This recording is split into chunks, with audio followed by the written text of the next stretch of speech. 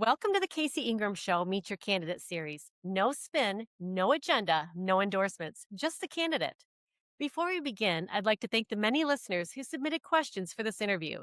Several of those questions have been incorporated into today's discussion. Questions are not shared with the candidates prior to the interview. If you enjoy the show and would like to stay informed on local issues and elections, be sure to hit that subscribe button. I'm Casey Ingram. Let's get into it. Sarah Hurd is the incumbent running for Martin County Commission District 4. Welcome back to the show, Commissioner. Thank you. Thank you for inviting me, Casey. It's good to be back. Always my pleasure. So I just kind of wanted to open up here a little bit, Commissioner Hurd.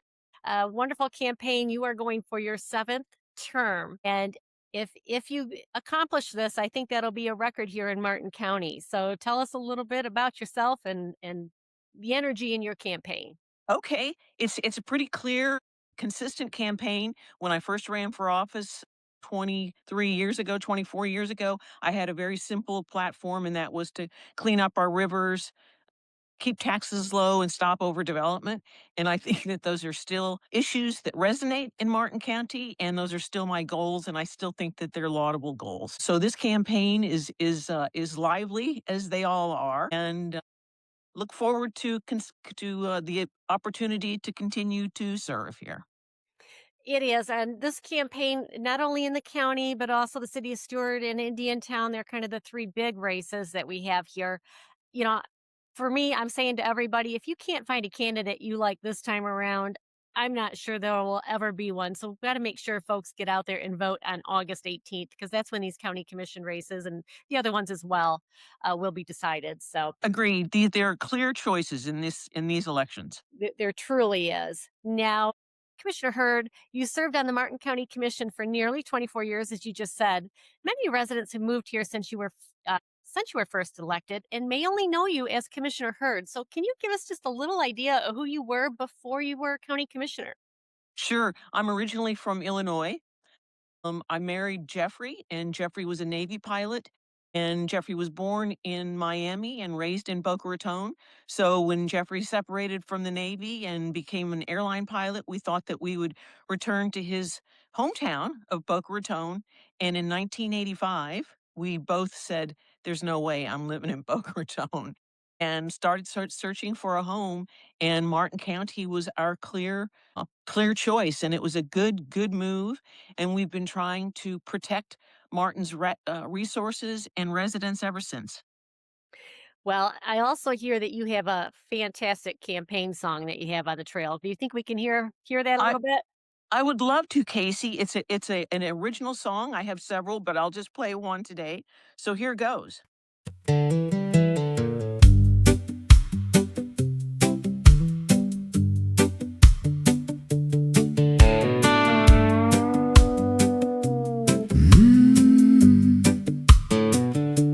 Martin County, where the river meets the sea. Hear the wind through ancient trees, ospreys and eagles ride it free. Some places are a gift forever. Martin County is one of these. Vote Sarah Hurd. What did we do to deserve it?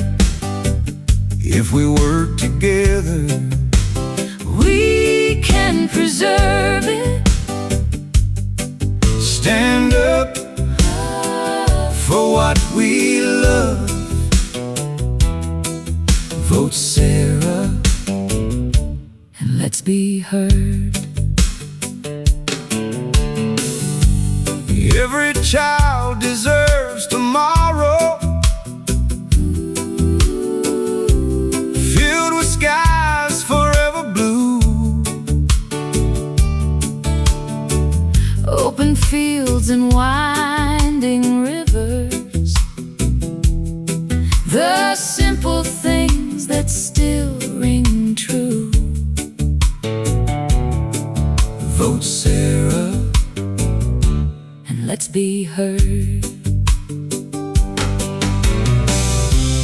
when another tree is gone, When another shoreline changes, will you one day and wonder,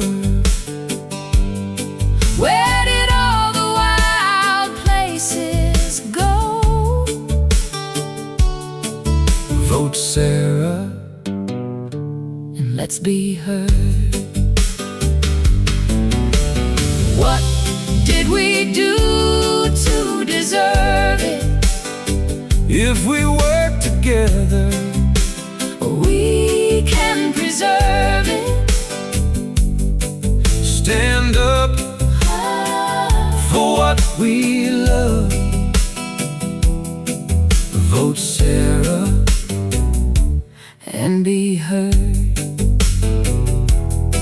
vote Sarah And be heard. vote Sarah. Let's be heard.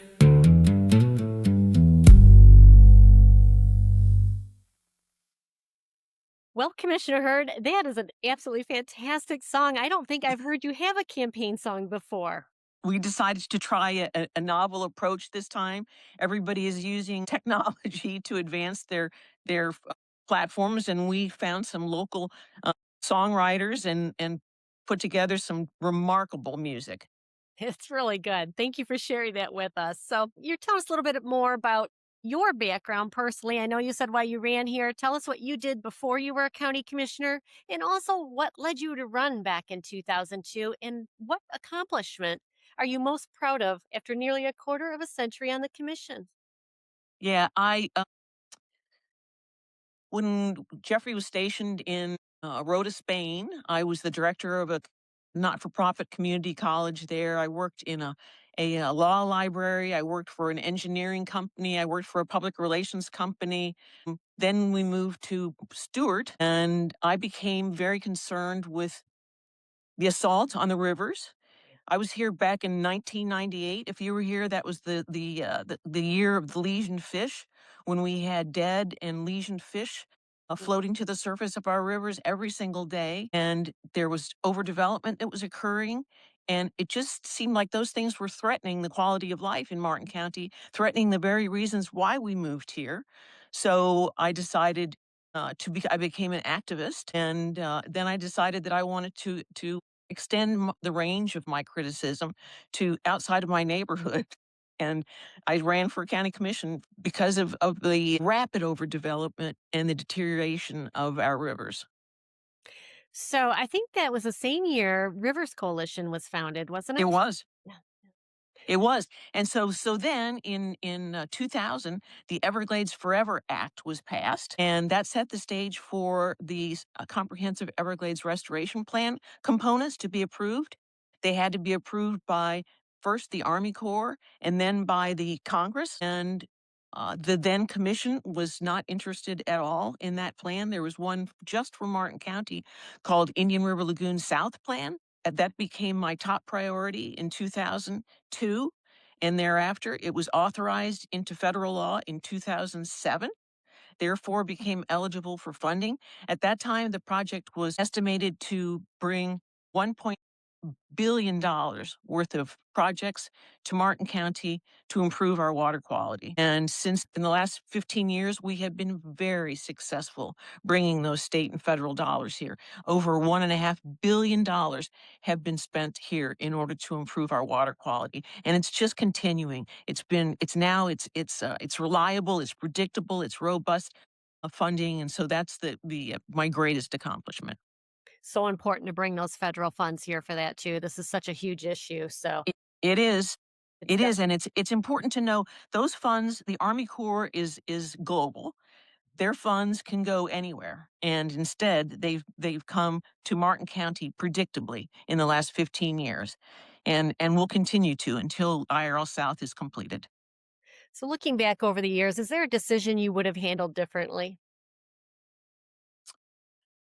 One doesn't strike me at the moment. All right. At the candidate forum on July 7, you referenced the proposed KL Waterside development.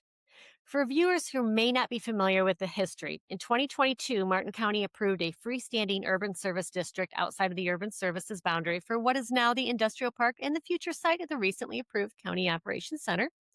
As part of that approval, the developer assured to the county that the remaining agricultural land they owned would remain agricultural and, quote, residential uses shall not be permitted. After receiving that approval, KL Waterside acquired additional adjacent agricultural property, creating what is now considered an agricultural enclave, in part because of the approved urban services district. In 2023, KL Waterside proposed approximately 3 homes per acre on that very land that was originally zoned for 1 home per 20 acres, and the same land they told you and the BOCC that they would not permit residential uses. Then, fast forward to today, during the 2026 legislative session, the Florida legislature passed SB 686. Our Treasure Coast representatives voted yes on this. This took effect on July 1, 2026 through January 1, 2028, allowing qualifying agricultural enclaves to seek development at densities consistent with surrounding land uses, and it requires local governments to act within 90 days or the application is deemed approved. On July 1, the developer submitted a letter to the county requesting certification from Martin County that the Waterside property is an agricultural enclave. Critics of the bill argue that SB 686 appears to fit the KL Waterside proposal almost perfectly. When the KL Waterside application comes before the commission under SB 686, how do you intend to evaluate that? Let me back up, Casey. First of all, they came to us and they asked for a change from agricultural, 1 unit per 20 acres, to low density residential, which is 1 unit per acre. So on that 1,000 acres, they were seeking approval for, instead of 50 allowable homes, 1,000 allowable homes. The Martin County Board of County Commissioners voted unanimously to deny that application. So they sued us. And then they went to the legislature and got legislative approval for it. It's not going to come to the Board of County Commissioners. They're taking that decision making away from us. It's going to be approved administratively by staff. It's a terrible, terrible preemption of local authority, of home rule. It is, and in this case, I think what gets me as a developer assured you, gave you promises, used the term shall in the presentation. Shall is a very legal Yeah. term. Then turned around almost right after the approvals and purchased more agricultural land and was turning around with the development. I appreciate you even weighing in and giving us a little more insight. I did not realize that they had sued you as well. Yeah. Um, so you guys it's really out of your control. And, I guess the big follow up to that is, Commissioner Hurd, should premises made to the county during previous approval still matter when evaluating a new development application? Sure. Sure. Always, make sure that the application is consistent with all the comprehensive plan and the land development regulations. We also tried to claw back that freestanding urban service boundary, and we did back in 2024 when we seated a new board, and the legislature also, with SB Bill 180, took away our ability to prohibit further freestanding urban service boundaries. So one other question with this developer, because it can happen again. Should that factor what happened with this project? Should that weigh in against approving future requests from that developer? I don't think that we can prejudice our vote on that. No, we have to weigh the requirements of the comp plan and of the LDRs and use those to make a determination of whether or not to approve or disapprove. I think it's just really important for folks to realize how frustrating this is with these types of developments and applications, and Tallahassee, how overreaching it can become. And I think that as a commission, you were trying to do the right votes. I mean, you just said unanimously you denied an approval, and now there's nothing that can be done. So. Right. There is ongoing debate about the future of Port Salerno's working waterfront. Some believe the county should prioritize protecting and expanding the commercial fishing industry, while others support replacing portions of that infrastructure with county operated marina and additional public docks. Where do you stand on that issue, and what principles would guide your decision? I will certainly comply with the the rules that we have in place now. There's an approved lease. It has an expiration date. We are certainly going to comply with that. Now, Commissioner, this is a long-standing topic between you and I, so you know I have to bring this Oh up. man, we're going to Brightline. We'd like to turn to Brightline. Over the past several years, your position on the county's financial participation in a Martin County station has evolved, and I'd like to walk through the evolution and give you an opportunity to explain it to the voters. Back on December 12, 2023, during a county commission discussion, you stated you would be fine with approving a $3 million contribution. You would not be fine with approving a $10 million contribution.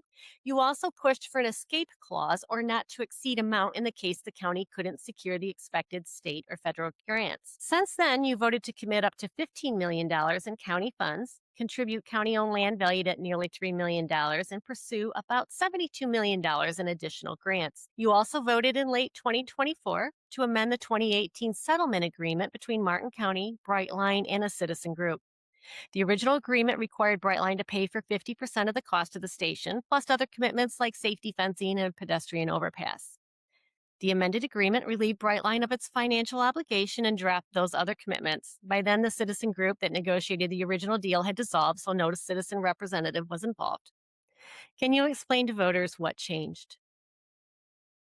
Right. Well, a lot changed. One reason that we were pursuing the train station so vigorously was because the City of Stewart board at that time, commission, really, really wanted that station. So we were supporting our neighbors. We were supporting the City of Stewart. They were the ones pushing for the station. They were the ones pushing for the station downtown. So we were just trying to be good neighbors and good partners. And so we submitted two applications. One was for downtown, one was for the fairgrounds.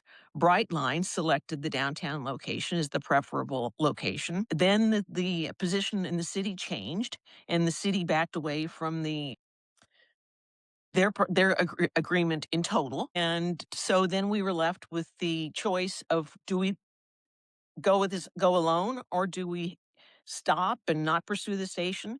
And we decided, my feeling then was that most people in Martin County really wanted a station and that we should pursue all funding opportunities. So we made an application to the Federal Railroad Administration, and they are going to award rail grants, and they're going to award very, very expensive rail grants this upcoming year.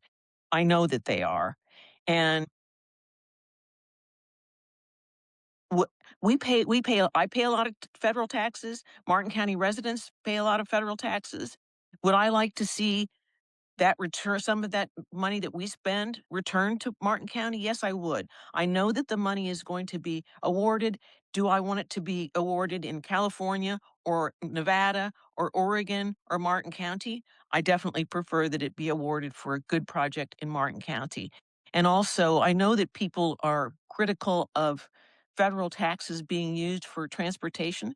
The Department of Transportation's annual budget is $305 billion. The Department of Transportation subsidizes airlines, trains, mass transit, roads, bridges. All of the transportation needs that we use are possible and affordable and safe and reliable because of federal funding. We simply we If we didn't have subsidies for airlines and subsidies for trains, we wouldn't have airlines and we wouldn't have trains because we couldn't afford the fares. So yeah, there's just a lot of factors that are influencing my decision now to proceed cautiously. We still have until June 30, I think, 2027, to go ahead with the project or stop. Why revise the agreement, the 2018 settlement agreement? Uh, I don't remember exactly the factors that precipitated that amendment. Sorry. Okay. And then just piggybacking on what you just said about the rail, airports, and roads and that, it's true. With most public infrastructure, whether it's airports, seaports, toll roads, the public does own the infrastructure, and private users do help pay for it through, landing fees, gate leases, fuel taxes, tolls, whatever. And even with Tri-Rail, the public receives a direct benefit through an affordable fare, many of the trips costing around $5 to $6, where Brightline, by comparison, charges substantially higher fares and is not intended to serve as a low-cost commuter rail system for most residents. It caters more to the more affluent. So in this case, Commissioner Hurd, Martin County would provide land, local funding, seek tens of millions of dollars in public grants. Yet Brightline would retain the revenue generated by the station and even the parking fees. So, given that, what is the public's return on the investment, and why is it that it's a better deal for the taxpayers than the original 2018 settlement agreement that where Brightline was paying for half of that station cost? I don't think it's a better settlement. I think it's the one that's doable now. And there is a public benefit. We have the opportunity to have a station in our community that our residents can use in order to safely travel to Orlando or to Miami. Okay.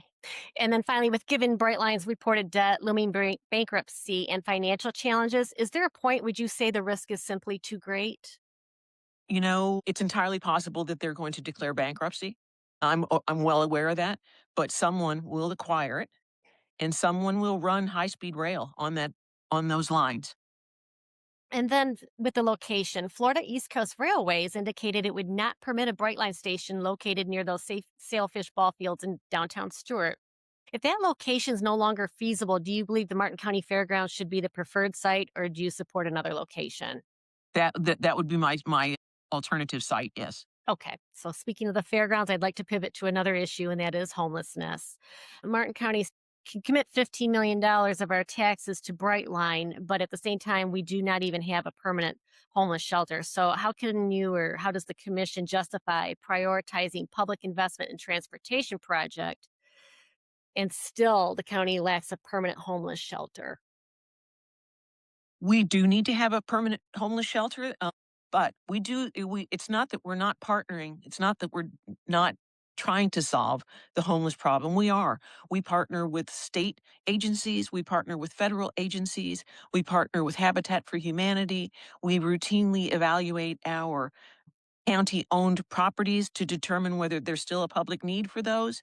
And if they can be surplused, we certainly do surplus them, and we have surplus them to use for creating affordable housing.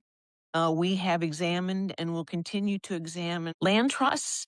There are land trusts that are very successful all over the United States. We need to find one that fits our needs. So we recognize that homelessness is a problem that's increasing. Mental illness is a problem that we're not dealing with adequately, and that certainly ties in with homelessness. We have a long way to go. I recognize in making sure that we boost the quality of life for all of our residents.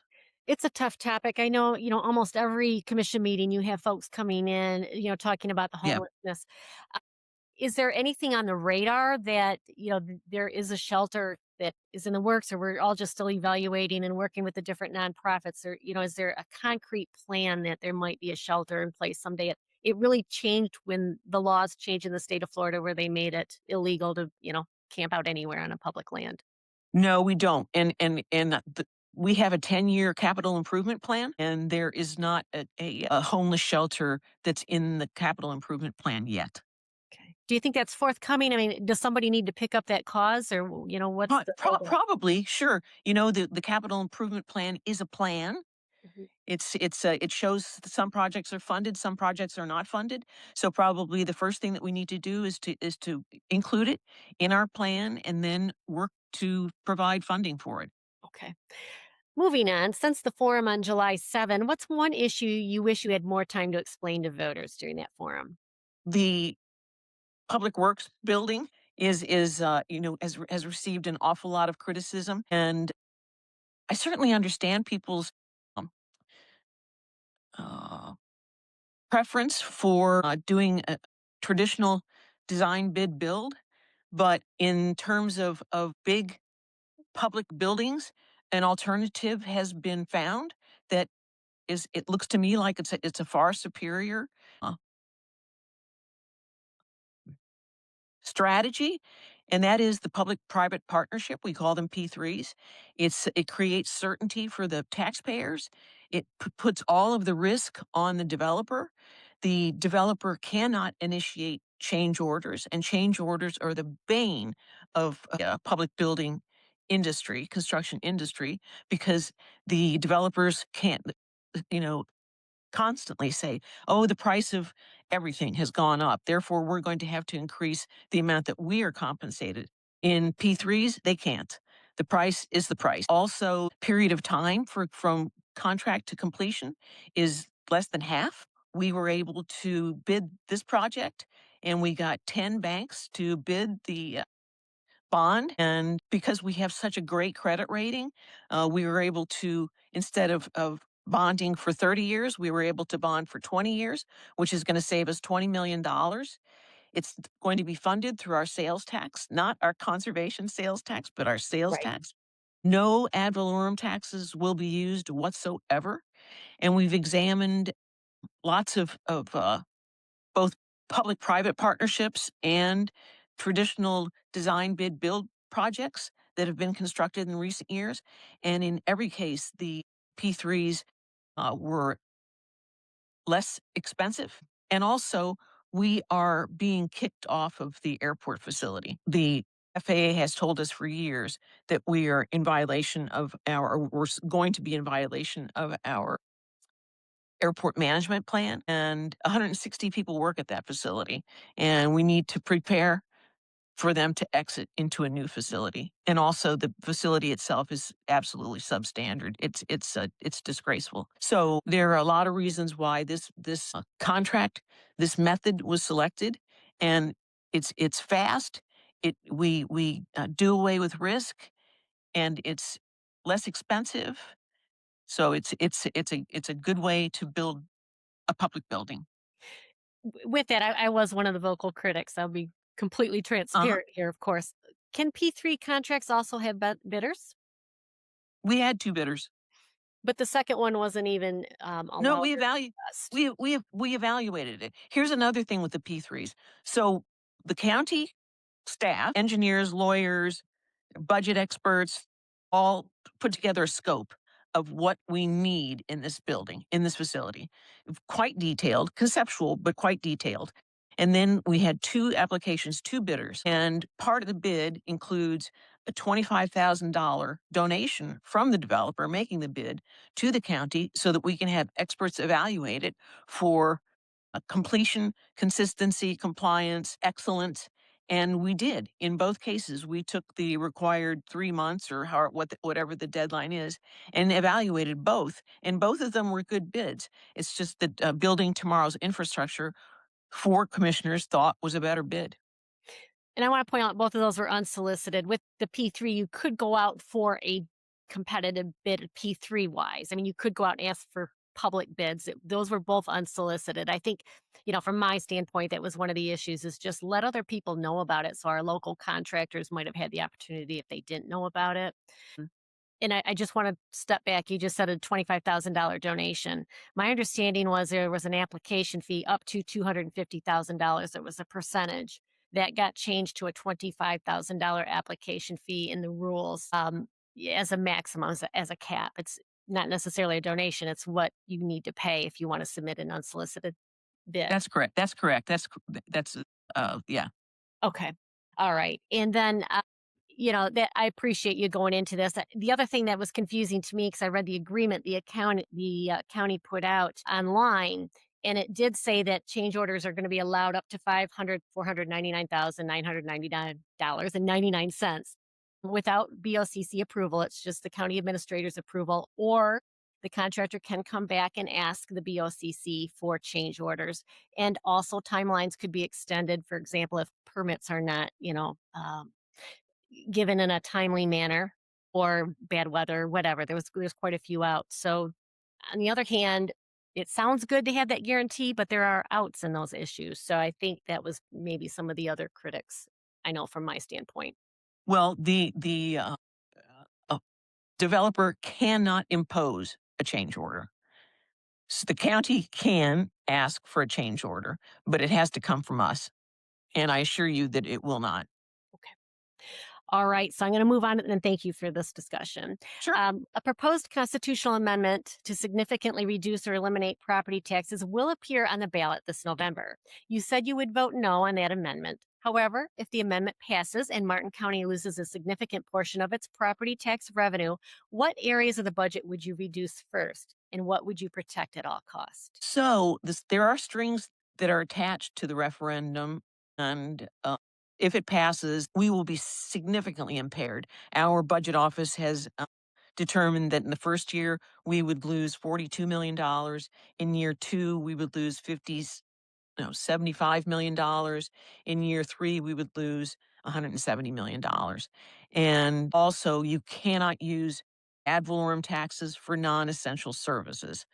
So, what we know from the legislature is that they consider public safety essential services.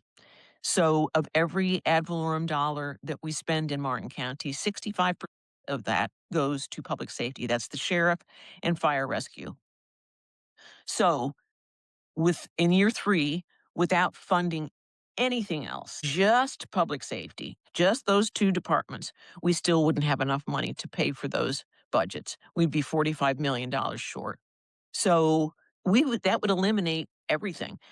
We are very, very heavily dependent upon residential ad valorem and homesteaded ad valorem in Martin County. So we are going to be more hit harder than a lot of counties.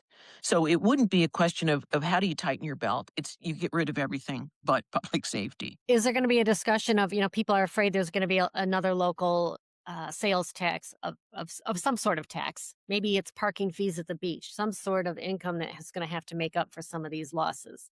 There will have to be, Casey, but there will be fees imposed. There will be additional sales tax proposals, I'm sure. Lots of fees. Like if you want to go to the library, there'll probably be one library open, but you're going to have to pay a fee to use it. You want to go to the beach? Fine, but you're going to have to pay to park there. You want to play pickleball? You can play pickleball, but there's going to be a fee. You want to play soccer? Pay a fee.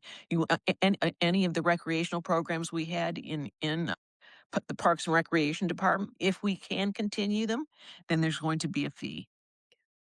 Now, county government has grown substantially over the past decade. Do you believe county government has grown too large, is about the right size, or still needs to expand? And what metrics do you use to determine whether government is the right size? I have a reputation as being a fiscal conservative, well deserved, and I have voted against sheriff budgets. I have voted against fire rescue budgets. Those are the areas where we've seen the most inflation in price and in personnel in the last 20 years. And that's the one area that if people can defend inflation in government to pay for public safety, then they're more willing to pay additional prices in order to have that security and safety. But that is where most of the increased costs have come from.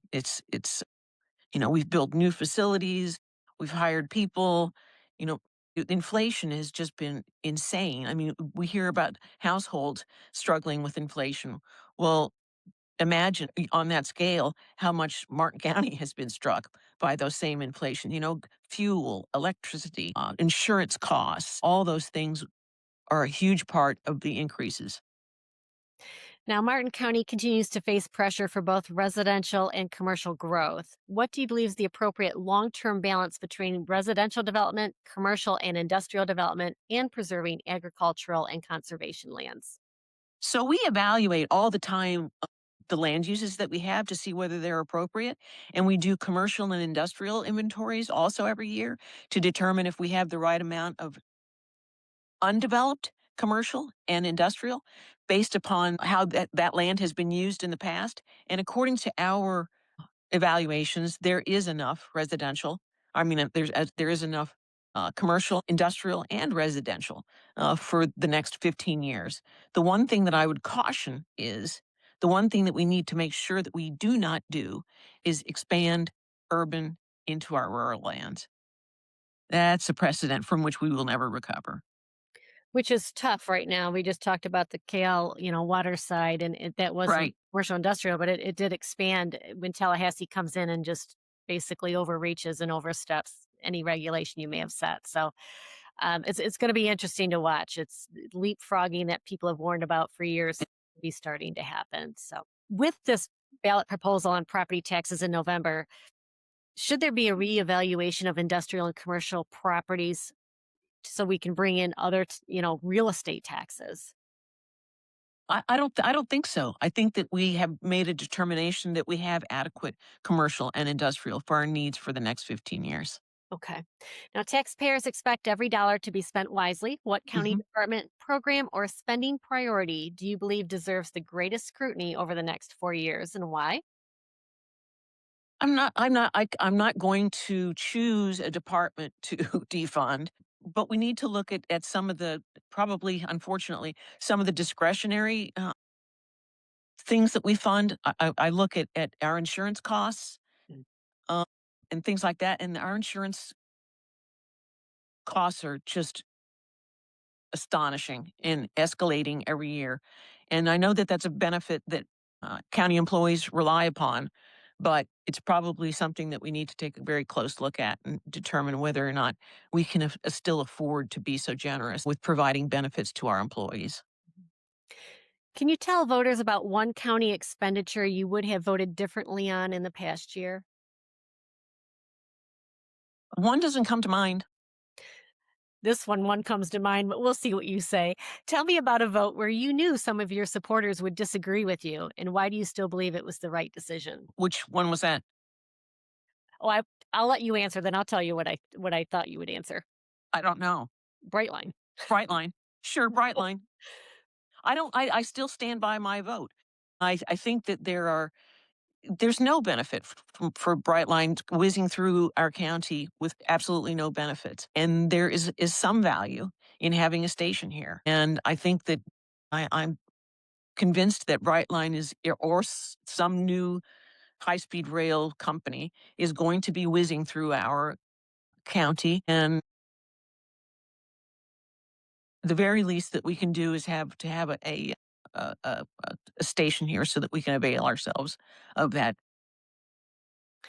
And this may shock some people, but I think a station would be wonderful too. I just don't think we should be on the hook for it as taxpayers for a private company. Again, let us get the parking fees.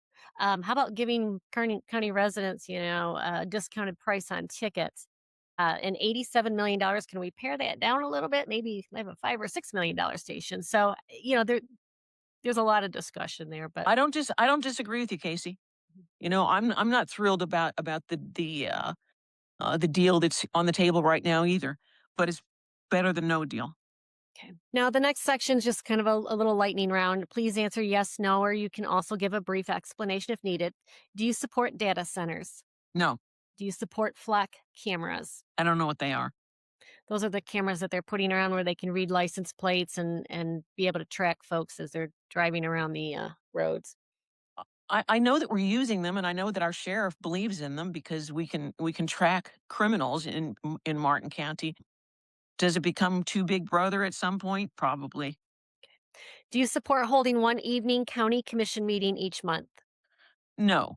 And by way of explanation about we had the same sort of push for both district meetings and for night meetings about maybe 12, 15 years ago, something like that. And we did them. We moved them all over the county. We had them at night, and the attendance was worse than they are at 9 o'clock in the administration building. So we just found that they were not attended at all. Do you support expanding conservation land purchases? Sure. And then do you support term limits for county commissioners? Good heavens, no. Yes, that one at the forums. All right. What question aren't voters asking that they should be? Well, they need to be asking about what are the impacts if the sale or the ad valorem referendum is successful. They need to be. We need to be honest with them about the services that are going to cease to exist. For sure. If you have 1 minute to speak directly to an undecided voter, why should they trust you with their vote? When I ran for office 24 years ago, I had a very short, succinct platform, and that is clean up our water, stop overdevelopment, and keep our taxes low. And unlike every other candidate for commissioner, I have a 23-year voting record that proves that I have kept my word. And after nearly 24 years in office, why should voters choose continuity over new leadership? And what unfinished work makes you the best person to continue serving? Institutional knowledge is a very important thing. Over the 24 years, I have developed relationships and trust. And one of the reasons why money has flowed into Martin County, one of the reasons why we have successful partnerships is because we have successful relationships with people at the state and the federal level, not just politicians, but also departments like the Department of Transportation, like the Department of Agriculture and Consumer Services, and the Department of Environmental Protection. Those relationships, that trust matters. I have one more question for you. It's not really campaign related, but it's one from a listener that came in. The Martin County Taxpayer Association reported 63 disconnected acres of the airport are being repurposed. They'd like to ask you why and when was the acreage disconnected and what is it being repurposed for? We have an airport master plan, and it lays out exactly what the acreage is and what the allowed uses are. And some of that land is the land along Monterey Road, is in the jurisdiction of the city. So we, the county, really don't have authority over what uses are going to be allowed on that in that property. So a lot of the property that you're referring to is in the city's jurisdiction. And the lands that's in our jurisdiction, then there are allowed uses and there are uses, non-agricultural uses are not allowed. So we're going to, in order to be compliant with our agreement with the FAA, we're going to have to make some changes. Well, that's very interesting. So somehow the city and the county have to decide what to repurpose that for. I mean, are there any ideas of what it's going to be used for? Well, the FAA would like for it to be used for aeronautical purposes. Could it be like a training center? I know that's been talked about a It lot could here it in the could be past. anything. That tract along Monterey Road, south of Monterey Road, and also the tract that's east of Dixie Highway and south of Monterey Road, those are large tracts, and it would be devastating for us to have another FBO, fixed base operator, put in there. Okay. That's what we're trying to avoid another flight school or another FBO, things that will add so much more traffic to our Witham field. Okay. All right. Going to be interesting. How much, just curiosity here, how much say will the county have versus the city? Well, over the property that the county has jurisdiction over, we have authority, and over the city, I don't know. Do you know the It's breakdown on the 63 acres between city and county? I would say that at least 20 acres is in the city. Okay. All right. All right. Commissioner Hurd, it's been wonderful catching up with you. You've always been an open book to answer questions, and some of them are not the easiest or friendliest of questions. Not that they're adversarial, but it's just good to hear your opinion on things, and I appreciate that very much, having these discussions. My last question for you. How can voters support your campaign and learn more about you? Visit my website. It's sarahhurd.com. Okay. Very good. Don't forget to follow The Casey Ingram Show on Facebook and subscribe on YouTube for more real talk you won't hear anywhere else. I'm Casey Ingram. Stay informed, stay engaged, and I will see you on the next episode. And people, please, August 18th is the primary here in Martin County. Make sure you get out and vote. If you have a candidate you like, and there's plenty to choose from this go around, please make sure you get out there and vote. It's always a low voter turnout for us. Commissioner Hurd, again, it's always a pleasure and good luck out there on the campaign trail. And I'm sure we'll see you at some more forums coming up. Thanks, Casey. My pleasure.